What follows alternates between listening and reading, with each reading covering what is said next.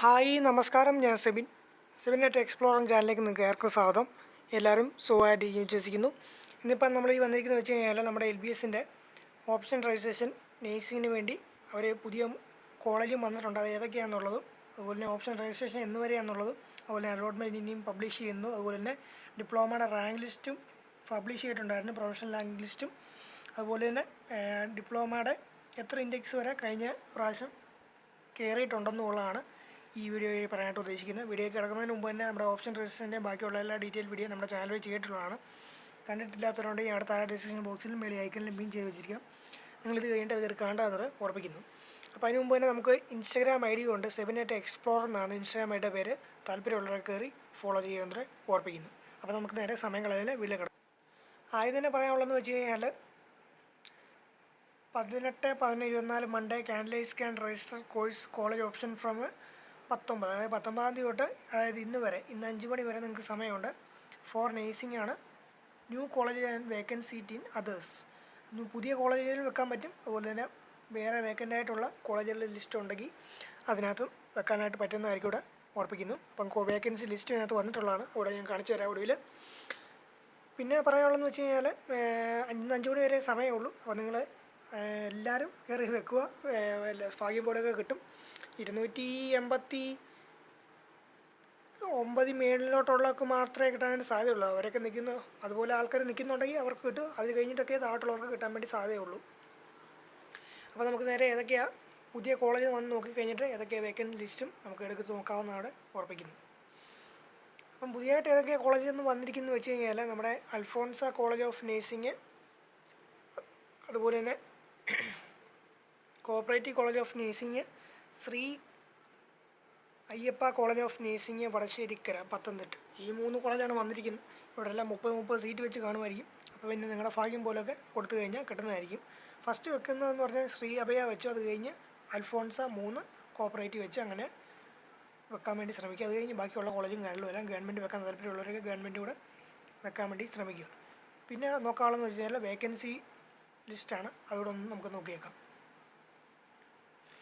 Vacancy ലിസ്റ്റിനകത്ത് എറണാകുളത്തൊരു seat, Kottayam medical കോളേജൊക്കെ നിറഞ്ഞെന്ന് തോന്നുന്നു, പത്തനംതിട്ട ഒരു സീറ്റ്, BSc നേഴ്സിംഗ് എല്ലാം ഉണ്ട്. നിങ്ങൾക്ക് ഈ ലിസ്റ്റ് നോക്കി തന്നെ വെക്കാവുന്നതാണ്.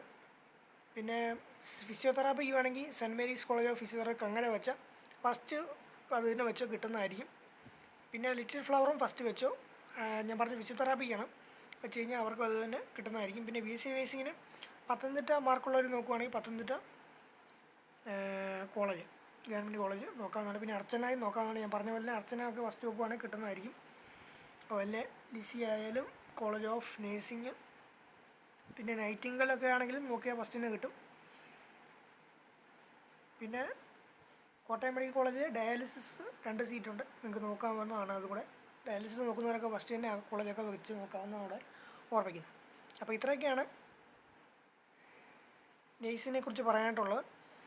ഇത് കഴിഞ്ഞിട്ട് ഇനിയും നാളെ അലോട്ട്മെൻറ്റ് പബ്ലിഷ് ചെയ്യുമ്പോൾ വേറൊരു ഡീറ്റെയിൽ വീഡിയോ ചെയ്യുന്നതായിരിക്കും കൂടെ ഓർപ്പിക്കുന്നു. അപ്പം നമുക്ക് ഇതിനകത്ത് ഇത്രയൊക്കെ പറയാനുള്ളൂ. ഇനി നമുക്ക് നേരെ ഡിപ്ലോമയുടെ കാര്യങ്ങളിലേക്ക് കിടക്കാം.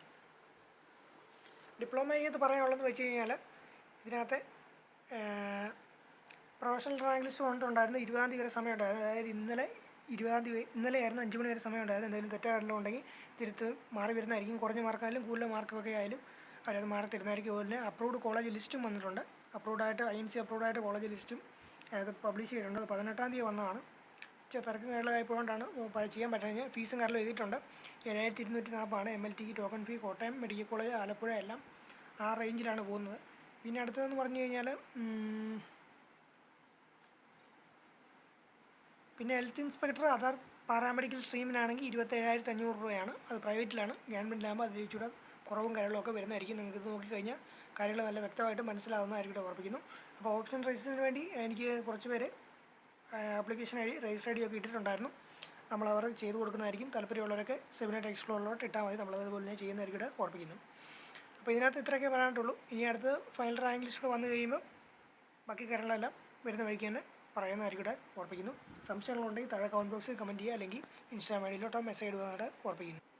ഡിപ്ലോമയുടെ അതായത് 2023 റാങ്ക് ലിസ്റ്റ് നോക്കുന്ന സമയത്ത് സൈറ്റിനകത്ത് എന്തോ ഒരു സൈറ്റ് വർക്കിംഗ് അല്ല അതുകൊണ്ട് അതിപ്പം നോക്കാൻ വേണ്ടി പറ്റുന്നതല്ല.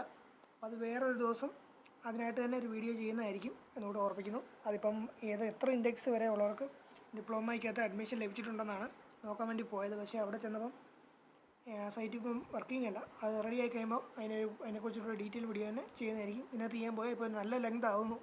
അപ്പം തന്നെ ആകുമ്പോഴത്തേക്കും നല്ല ലെങ്തായി പോകുന്നതായിരിക്കും. അപ്പോൾ അത് വേറൊരു വീഡിയോ ആയിട്ട് തന്നെ ചെയ്യുന്നതായിരിക്കും. അപ്പോൾ ഇത്രയൊക്കെ ഇന്നത്തെ വീഡിയോയ്ക്ക് പറയാനുള്ളൂ. അതിൻ്റെ വീഡിയോ ചെയ്യണമെന്നുണ്ടെങ്കിൽ ഒന്ന് കമൻറ്റോട് ചെയ്തേക്കണം. പറഞ്ഞായിരുന്നു ഒത്തിരി പേര് ചെയ്യണമെന്ന്. നിങ്ങൾക്ക് ആർക്കെങ്കിലും താല്പര്യമുണ്ട് അവിടെ ഒന്ന് പറഞ്ഞു തരും. അപ്പോൾ ആൾക്കാർ എത്ര ആവുമല്ലോ. അപ്പം അത്രയൊക്കെ പറയാനുള്ളൂ ഇന്നത്തെ വീഡിയോയ്ക്കകത്ത്. അപ്പം അടുത്തൊരു വീഡിയോ കാണുന്നവരേക്കും എന്തെങ്കിലും സംശയമുള്ള വീഡിയോകളെല്ലാം ചെയ്യണമെങ്കിൽ കമൻറ്റ് ചെയ്യുക. അതുപോലെ റീഫണ്ടിൻ്റെ കാര്യം ഒത്തിരി പേര് ചോദിക്കുന്നുണ്ടായിരുന്നു. റീഫണ്ട് ഒന്നും ആയിട്ടില്ല. ആയി കഴിയുമ്പോൾ അതും വീഡിയോ തന്നെ ചെയ്യുന്നതായിരിക്കും. അപ്പോൾ ഇന്നത്തെ അത്രയൊക്കെ പറയാനുള്ളൂ. വീഡിയോ ഇഷ്ടമാണെങ്കിൽ ചാനൽ കയറി മാക്സിമം സബ്സ്ക്രൈബ് ചെയ്യുക, ലൈക്ക് ചെയ്യുക, ഷെയർ ചെയ്യുക കൂടി ചെയ്യുക. അടുത്തൊരു വീഡിയോ കാണുന്നവരേക്കും എല്ലാവർക്കും ഒരു ശുഭദിനം ആശംസിച്ചുകൊണ്ട് നിർത്തുന്നു. നന്ദി, നമസ്കാരം. Thank you very much.